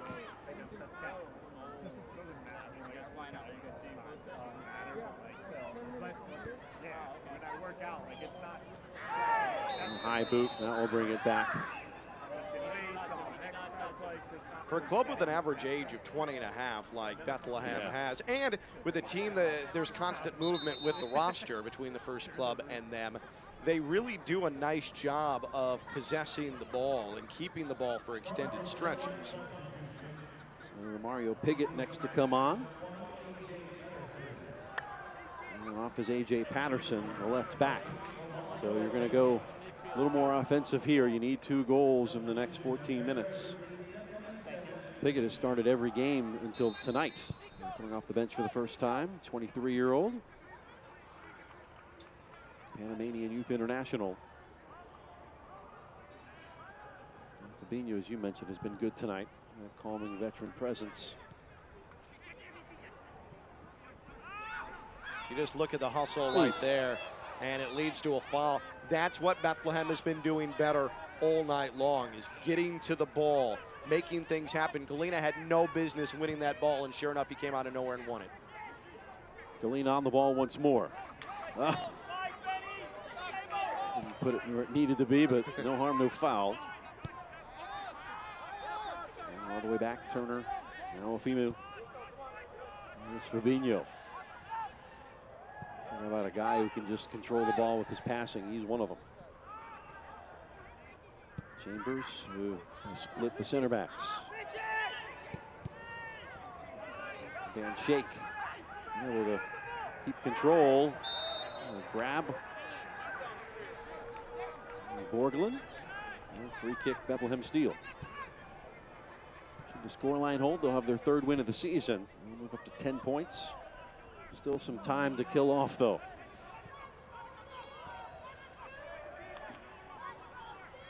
All 3 goals being provided by first teamers. There's Boko and the penalty from Fabinho.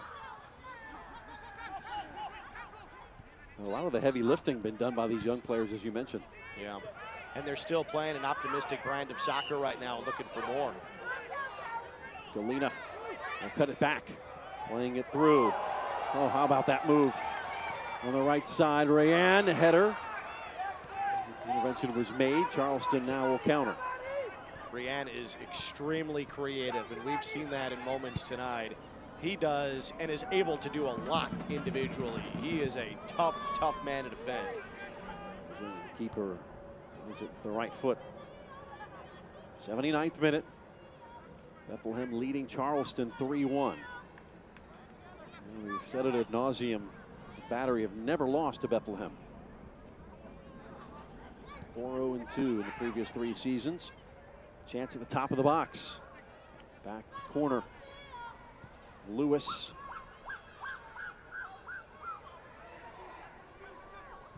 And on the right side, now sent back center. Anungo has already got a goal. They will lift that one out of play. Piggott, at the start of that sequence, had an opportunity to pull the trigger from just outside the top of the area, and he waited just a split second, played it back to his left foot, and that really eliminated any opportunity that Charleston was going to get at the Coronel goal. And Carlos will take his time. He'll milk every second possible. And Van Schaik, see if he drops back, or they're going to play 3 at the back here again with A.J. Patterson going out moments ago. Van Schaik does play left back also. Still high up the pitch for the moment. In our 80th minute. Bethlehem looking for their 3rd straight result. A tie against Pittsburgh here. And again, the aforementioned Swope Park victory, 4-3 affair. Flag up. Brendan Burke told us this week that Swope Park up 3-1 at the midway point of the second half. Was discussing how his team came back, and he said, well, I'm not sure Swope thought that we were capable, with how poorly we were playing, of putting a ball in the back of the net, so they continued to play wide open, and that's how we got back in the game and eventually won the match. And now the script is flipped, and Bethlehem is up 3-1 as we get into the later moments of the second half. Bethlehem is playing an open style of soccer still. It is definitely responsible, and they're not taking crazy chances, but also they're still trying to move the ball into the attacking third, and I do appreciate that. It's just interesting you have similar scenarios. Going into the book of Rudolph, the referee. Fabinho. Can't extend the arms. Second Bethlehem Steel yellow tonight, third in total.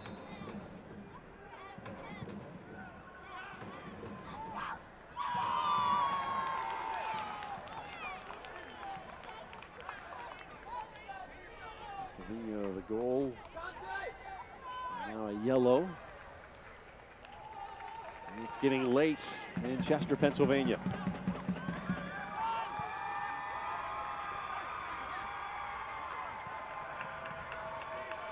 A lot of energy being provided by Borgelin in his fourth appearance. Here is a sub tonight for Bethlehem. 17.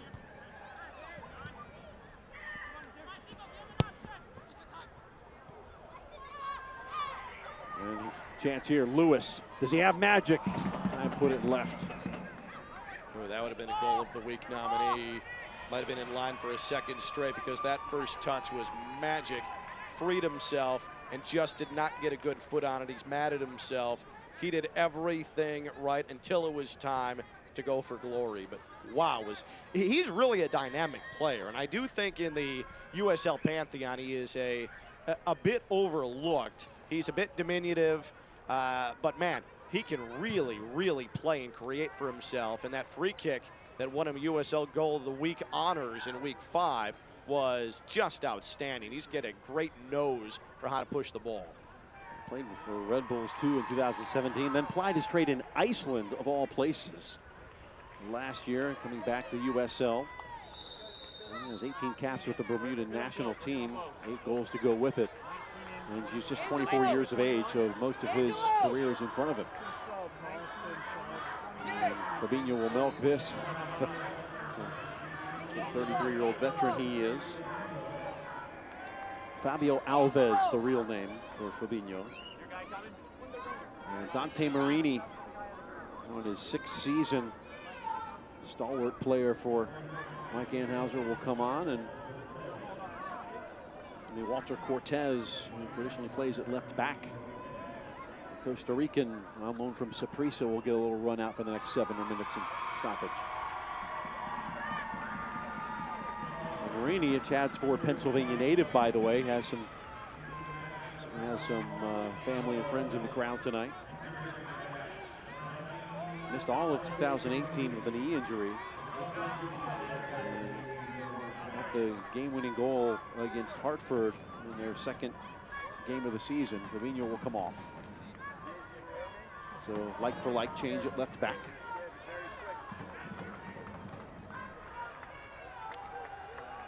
Fabinho was in no particular hurry to leave the pitch. The referee told him to speed it up a bit, and so he jaunted towards the touchline. Fabinho and Przbilko, man of the match-worthy performances tonight. Without question.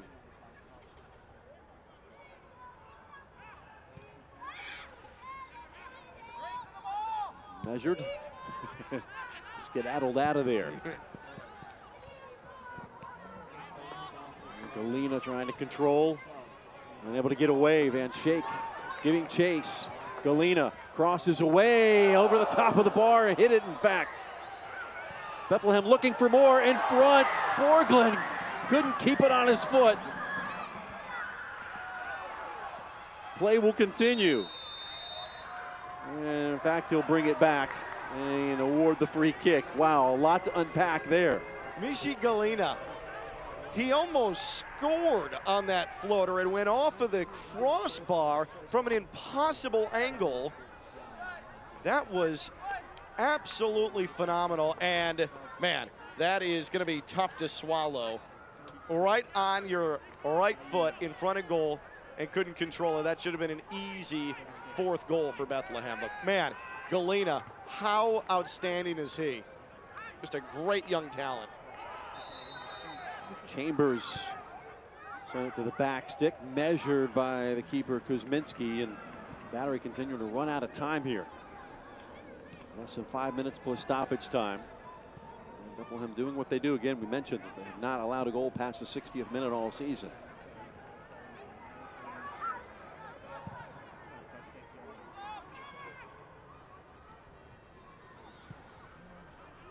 Until Anunga did it tonight. Yeah, until that ended tonight. But since then, I feel like if you're Brennan Burke, the response after giving up the goal cancels that out. You've got to be a happy coach. That one took a deflection. And, a marauding run. And a shot will lead to a throw-in for Charleston. Well, Lewis is saying to himself right now, it's going to have to be me if we're going to make a game of this in the final minutes of this game. Van Schaik with service in. And the clearance made comes out as far as Woodbine.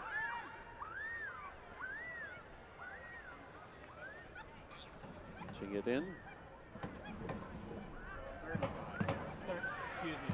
Rutmeyer and with the left. This is the target.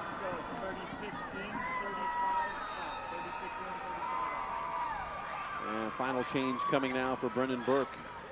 And he was really happy to get this player back in the fold. The Panamanian 19-year-old Saeed Diaz, who has been injured since that first game. The win against Birmingham. And he will replace Ferris, whose goal scoring streak will come to a close. But it was a guy who caught a lot of attention tonight. Yeah. And that's part of a striker's role. Definitely, definitely, definitely. You just got to keep your head about you because the opportunities, you never know when they're going to come. Prisbilko had one opportunity just fall to him tonight, and he finished off. And he was just sitting by himself at midfield when a chance at a counter came to him, and he was able to score a brace tonight. So that's exactly how it goes. Marini getting involved here late on.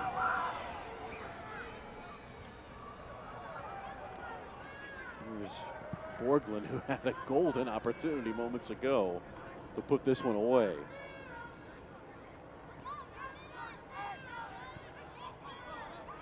Van Schaik, some space to operate, and closed down by Galena. And Pickett, top of the area, nearly completes the spin on the Maradona turn. Flicked in, Pickett, not enough on it. It was headed the right direction, and you see his reaction. Basua at the last moment flashed across Pickett's line of vision, and they nearly collided. And that's what kept Pickett from getting a good right foot on it, and he put his hand in his head in his hands in despair. It's been that type of night for Charleston, except for a couple of brief moments.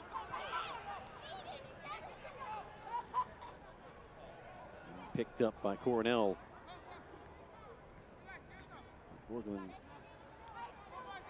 has gotten on the ball, looks to be the threat. 21-year-old that we've heard about. How about Bethlehem? 7 goals in the last 2 matches. Quite an outburst. Galena. Chambers will keep it going. 90th minute here. 3-1 Bethlehem. This would be the first victory against the Battery. And it will be 3 minutes tacked on to the end of this one.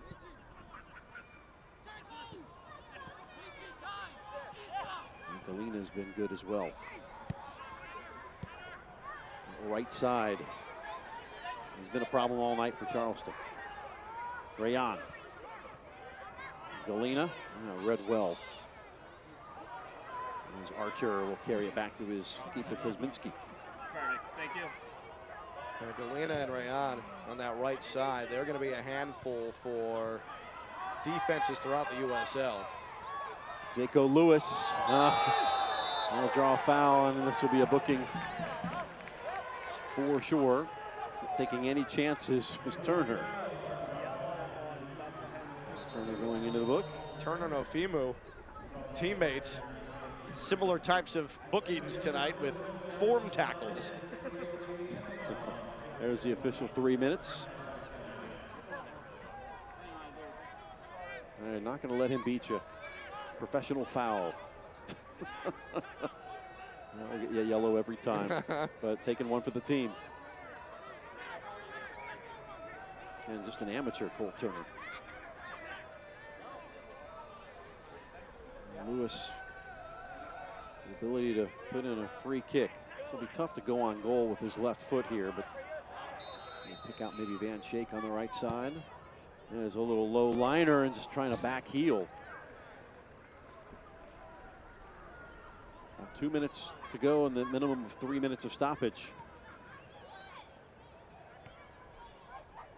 And the Steel will get ready for their trip to Charlotte. In fact, they play Tuesday. So quick turnarounds. I'm sure you may see some lineup changes, maybe some of the Philadelphia players that haven't played at the weekend at LA. We get into the lineup to help out. Charlotte, a team that Charleston knocked off just a few days ago, 2-0. So we'll feel all sorts of confidence should they hold on the next 90 minutes, or 90 seconds, excuse me. They have held on for 90 minutes. Yeah. Not sure Charleston at this point wants to go another 90 minutes.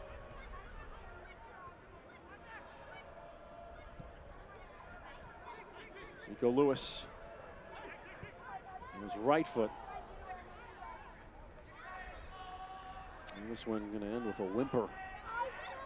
Picked up by Cornell. And you can see that the influence of Coach Burke. A professional seeing out of the game. And this will be valuable for this team going forward, but also for these young players. It's knowing what it feels like. And it's just been such an energetic, positive performance tonight from Bethlehem. They were on the front foot almost the entire night.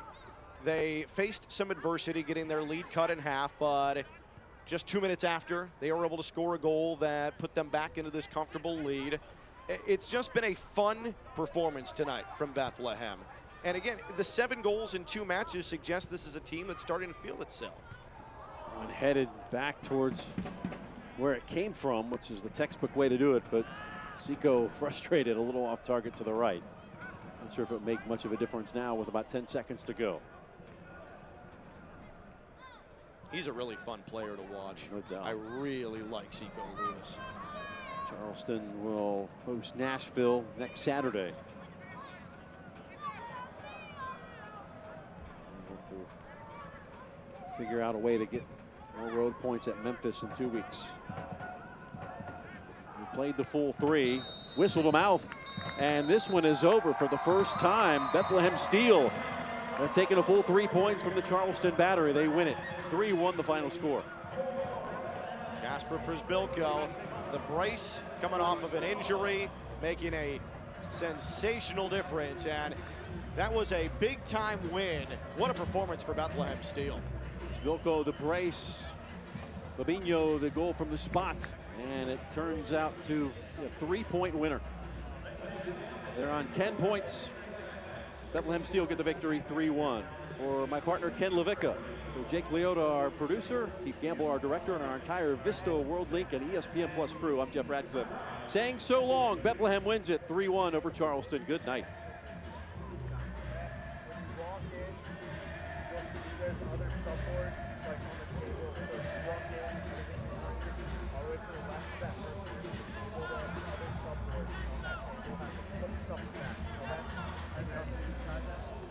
After that, you're done.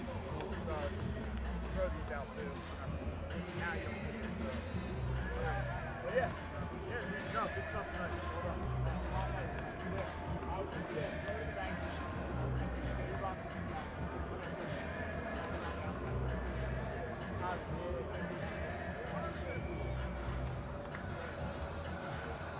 You here next weekend for the doubleheader? What is the deal? Or the vote? All right, next weekend.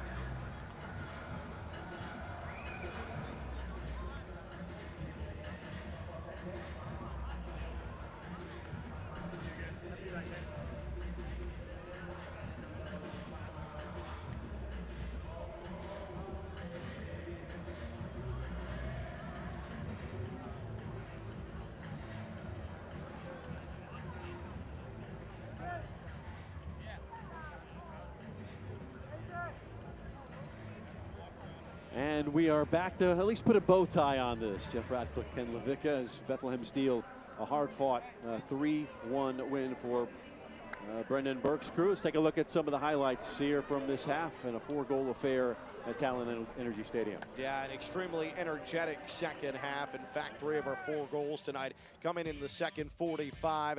And it was Bethlehem from the onset pushing the tempo. We saw our first booking of the match there. And then the injury as well. Yep. Svestesin went out in the opening 10 minutes of this one, trying to hook around Rayan, and he left the match. And that really affected the offense for Charleston. Look at Bethlehem. Look at this step over. Rayan, who did great things all night from that perspective. 1 touch, 2 touch, 3 touch. Nobody clears. Nobody steps up on the ball. Prisbilko, easy left-footed finish, and that was the opening goal of the night. Unselfish team goal here. 4 different touches to get it into the net. 1-0 at the half. And spreading it to the outside, that's an example of what Bethlehem did so well all night, creating thinness in the back 4, the defense for Charleston. And they were just quicker to the punch all night long. After a foul in the box on a great Zandy first touch, there is Fabinho, world-class penalty finish with a left foot. The frustration for Kuzminski, and that summed up the night. That made it 2-0. Well, Charleston would answer, though.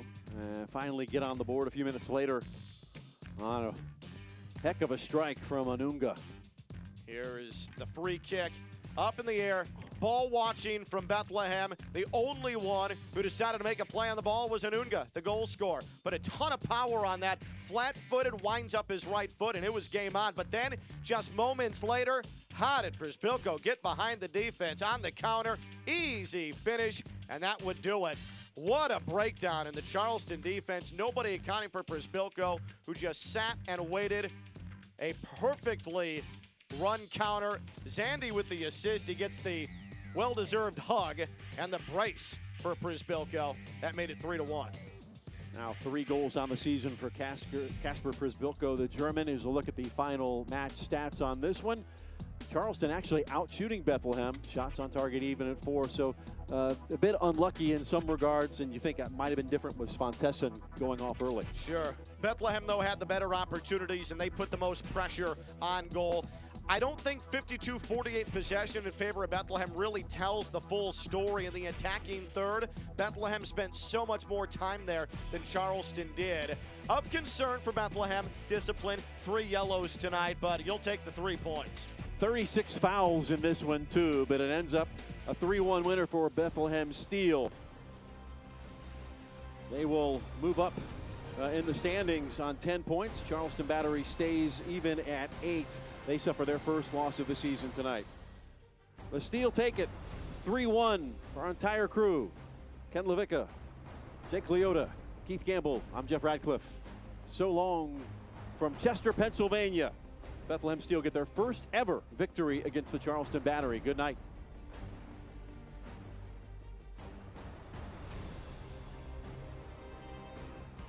This copyrighted telecast of the United Soccer League Championship cannot be retransmitted, rebroadcast, or reproduced without the expressed written consent of the United Soccer League Championship.